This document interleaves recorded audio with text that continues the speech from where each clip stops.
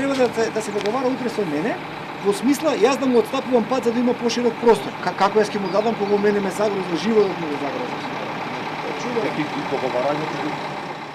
Авторот и издавач Костаке Милков има куќа, семеен дом, мало двориште, мирни соседи, пес и спокој, кој го нашол во Сопиште, бегајќи од гужвата и урбаниот хаос во Оксфорд, Англија и Скопското Тавталиџе, каде што претходно е роден и живеел. А од оваа седмица, на 1 метар од него во соседниот имот пристигаат багерите и камионите и копаат за да изградат стамбено деловен простор со максимална висина од 22 метри. За проектот кој го одобрила општината и издала одобрение за градба, дознал од соседите. Како што гледате, Бучавата е веќе голема.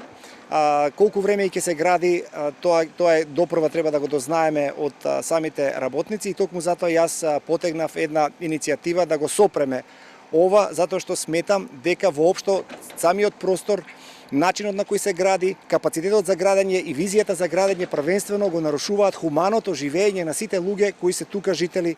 3 стамбени објекти со приземје, 3 и 4 ката и поткрови и деловен објект, со вкупно 6 ката на 3000 квадрати, ќе се распостелат меѓу 2 куќи на соседите. Објектот, чиј што инвеститор е компанијата Јако Македонија, со коинвеститор собственикот на земјиштето.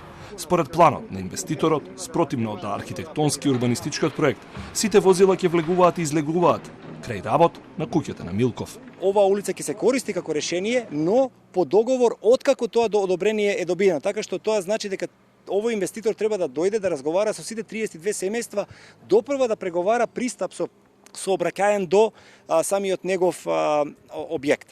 Тоа е недозволиво и повторно јас ќе кажам, инвеститорот има секое право да се обиде да овозможи градба во свој интерес. Меѓутоа тоа што го направила општината е крајно недозволиво.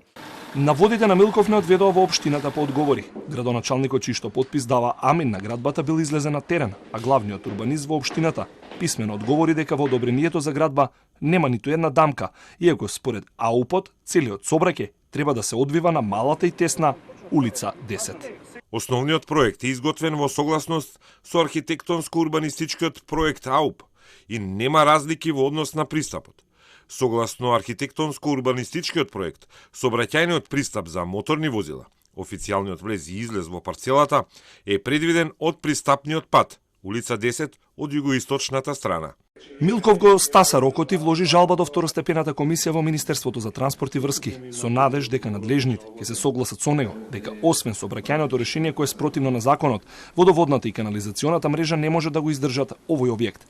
Можниот исход од жалбата го вклучи алармот и кај инвеститорот.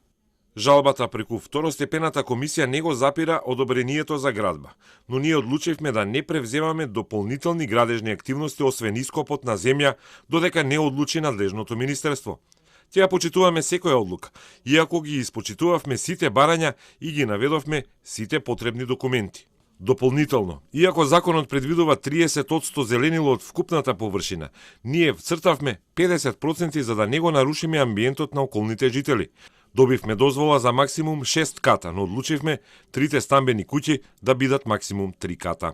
Милков како прв сосед е подготвен да преговара со инвеститорот, во спротивно најави тужба. Очекува одговорност за општината која наместо се грижи за правилен урбанистички развој, дозволила мегаломанско градење во отсуство на детален урбанистички план.